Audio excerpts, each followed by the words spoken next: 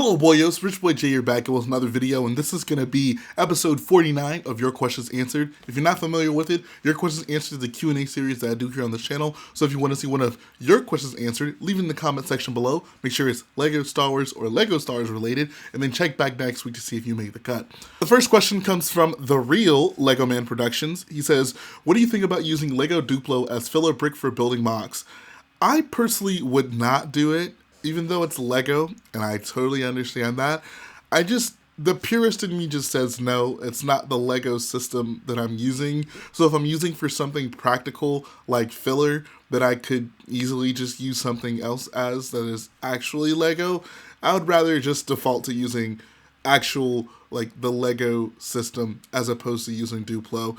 I wouldn't really begrudge anyone for doing it because, once again, it's still Lego in a way, but personally, it's just not really my thing. And I know it's somewhat controversial, like people have debates about these things, but like I said, I'm not going to disparage someone from doing it. I wouldn't put it on the level of like using Mega Blocks or some sort of competitor or knockoff for using filler, but I don't know, I personally would not use Duplo.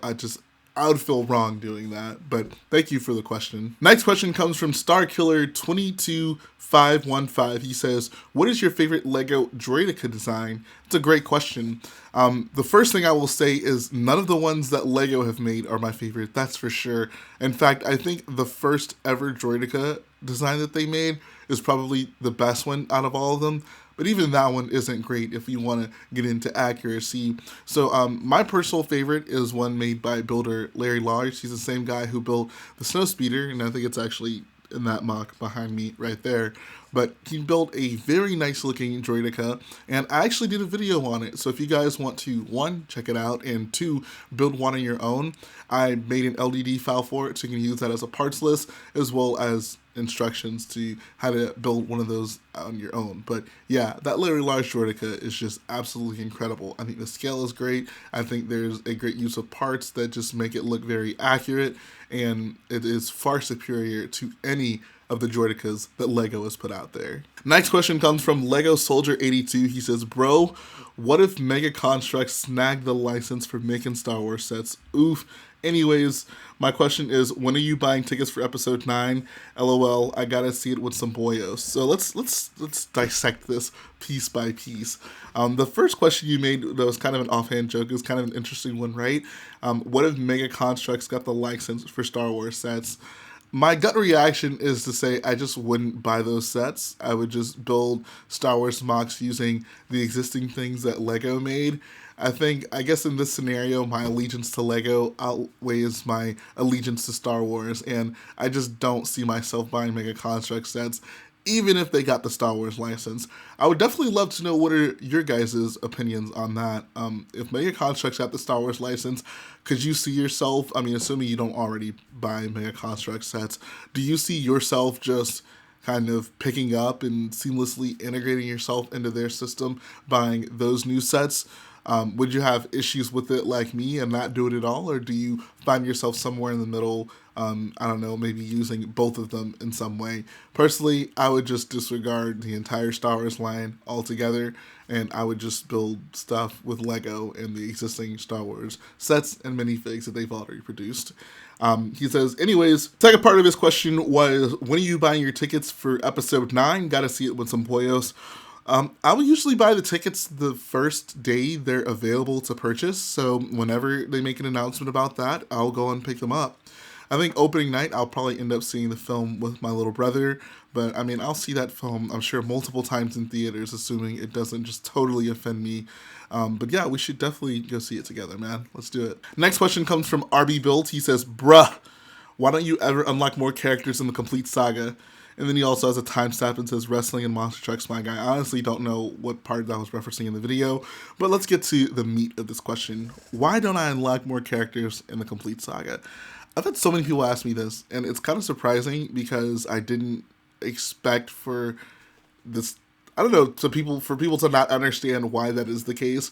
So when I was making the intro, I hadn't started up my LEGO Star Wars series on my channel, and back in the day when I played through all of LEGO Star Wars, the first time I did it on my PlayStation 2, I do not play on my PlayStation 2. I don't even know where my PlayStation 2 is.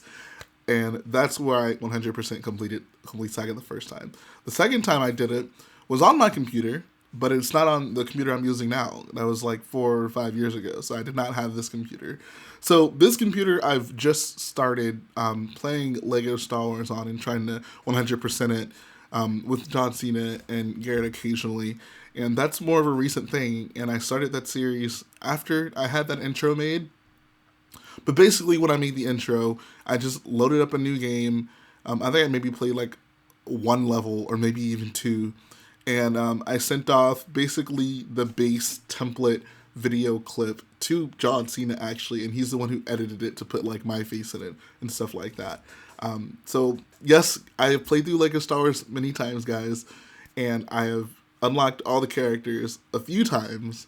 I just haven't unlocked all of them yet with this particular version of it on my computer. And it's not as simple as, you know, every time we unlock characters, send it to Johnson and like, hey, like re-edit me a new intro, right? Like that stuff takes time. So I'm waiting to, I don't know, maybe progress through all of the LEGO Star Wars Complete Saga and at least get all the characters. And then I'll maybe make a new intro with like all the characters unlocked, since so many people seem to notice that and ask me like, oh, like why have you not unlocked all the characters? That's the reason. It's really not anything too complicated. Next question comes from RoboNet03. He says, great vid, quick question. Would there be any potential for a Star Wars movie between Episode 3 and Rogue One? I personally do not want to see that at all. I feel that era is just so saturated with Star Wars content. Like, I mean, Rebels takes place during that era. I mean, before Rogue One came out, it was always, you know, what about the era between episodes 3 and 4? And then Rogue One also kind of shed some light on that. The new Cassian show is going to be taking place during that era. I'm just so ready to move past that era. Maybe if you did something maybe closer to episode 3, that would be a little bit more interesting, which is kind of what the Jedi Fallen Order game is doing. So I have to give them some credit for that. But still, there's like stormtroopers in it and Imperial stuff, and I'm just so over the Empire and the Empire Rebel dynamic in Star Wars. I'm so ready to see something new. So as for the potential of it, I would probably say not anytime soon. I mean, Solo was in this era as well. I think that moving forward with the new trilogies, they're probably going to branch outside of all the familiar Star Wars things we've seen, which is a good idea. It's nice.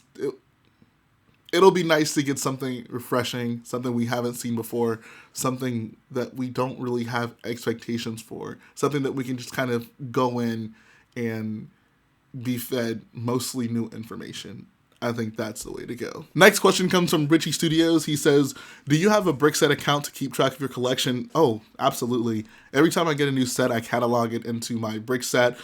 For one, it's just good to have a specific idea of what the heck is in your collection, especially when it gets so big. You know, you're constantly buying sets. It's just nice to have those numbers to go back and make sure you have what you should have for taking inventory and things like that. Also, the nice thing about it is, let's say I'm building a mock, right? And I need a piece and I don't see the piece in my parts collection that's already sorted. So I'm like, okay, like how the heck do I have this piece? I don't know. So what you can do on Brickset is basically search the piece, and you can search the sets that the piece comes in, and then you can basically out of that list pull out all the sets you own that piece comes in. It'll give you a list of those sets. So then you can say, okay, like I have this set, I don't plan on keeping it built, or I have, this set sealed or whatever. And you can go get the parts out of that set. So for me as a mock builder, like Brickset is a lifesaver in that regard. It has enabled me to not have to buy every single part that I don't have readily available. And to, even if it's something from a set that I plan on keeping built, I at least can, take the part off the set and then buy the part and then have it basically replace it back later, as opposed to having no idea whether or not it comes in a set. So it just makes things very convenient for me. And if you guys aren't inventorying your collection on Brickset, I definitely urge you to do so. Next question comes from Alex. He says, do you think the UCS Star Destroyer will have more pieces than the UCS Falcon? Yes, the rumored UCS Star Destroyer. So, as for whether or not I have more pieces of the Falcon, if the rumors are to be believed and it's going to be $700, I think that already is a pretty clear indicator that it probably will not have as many pieces of the Falcon.